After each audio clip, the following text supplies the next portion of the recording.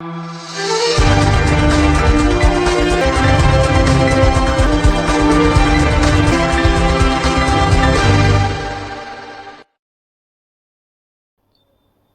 साहित्यकारों से बहुत शिकायत है। आज तक पिताजी पर इन्होंने इतना ज्यादा कुछ लिखा ही नहीं, जो हमारी और आपकी जिंदगी का असली हीरो है। रोटी बनाने वाली मां को सलाम, पर आज हम रोटी कमाने वाले हाथों को चूमेंगे। मां शब्द सुनते ही जहां स्नेह, ममता और प्यार की एक नदी बहने लगती है, वही पिता शब्द एक ऐसे पहाड़ की तरह है जो अपनी भावनाओं को भीतर छुपाकर अपने परिवार को हर आंधी तूफान से बचाता है। पापा एक ऐसा शब्द जिसमें त्याग है, बलिदान है और छाया है।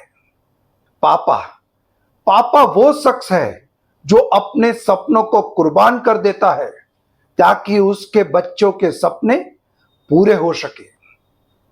पापा वो जो दिन भर मेहनत करते हैं ताकि बच्चों का कल बेहतर हो। पापा जो अपने सपनों को हमारी जरूरियात के नीचे दबा देते हैं। वो जो खुद पुराने जूते पहन लेते हैं लेकिन हमारे लिए नए लाकर देते हैं। बरसों बरसों अपना पुराना कुर्ता नया नहीं ले पाते, बस फटता है और सिल जाता है। पर आपकी खुशियां, आपके खिलौने, आपकी हर जरूरियात तुरंत पूरी हो जाती है। वो जो हर बार यही सोचते हैं, बस बच्चे खुश हो, उनका भविष्य सुरक्षित हो। पापा बड़े बेदर्द होते हैं।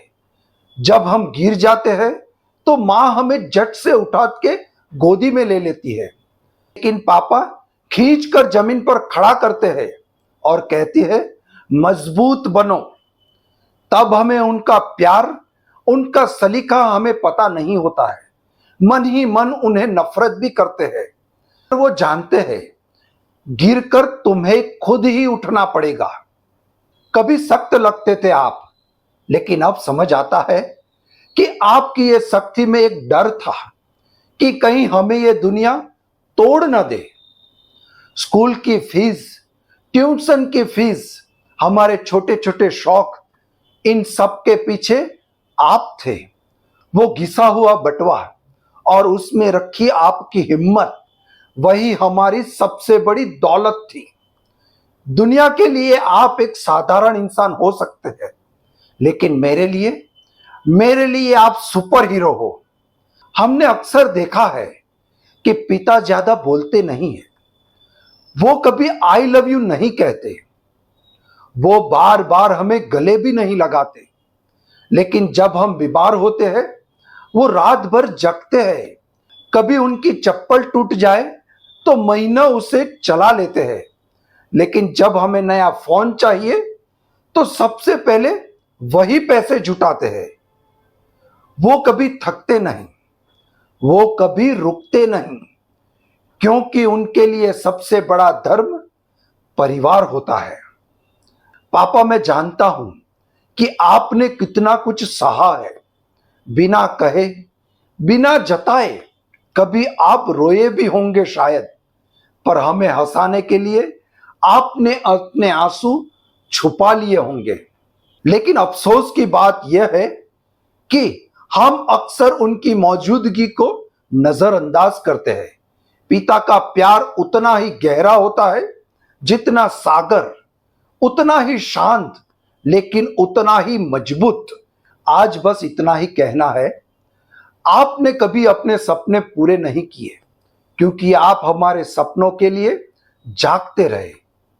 अंत में बस यही कहूंगा, फादर्स डे पर मनोज शुक्ला की मशहूर कविता, यार पापा बड़ी नाइंसाफी हुई है तुम्हारे साथ।